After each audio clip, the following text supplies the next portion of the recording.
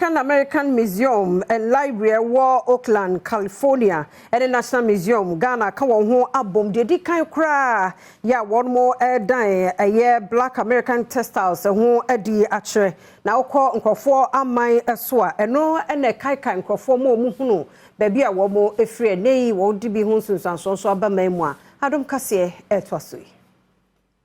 African American Museum and Library, Jano, ewo Oakland, California, and the National Museum of my Ghana mu, aka womo tuma album. Na womo ehwese, what the textile exhibition bashe so ewo my Ghana emu. Sa exhibition yi, impanyifo achre dia, we ni die dikanya, wo ye wo my Ghana mu obeye ewo National Museum, sanso so my Ghana mu, said ebeya, ebema wi asa fa na nyine ho nsusu ya, eda African American, ene be before in term.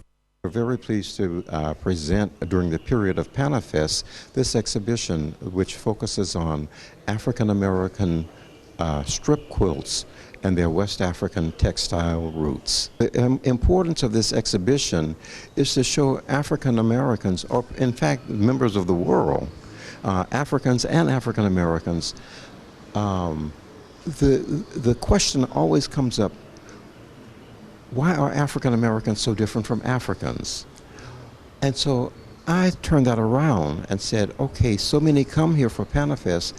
How do we say, what have African Americans remembered?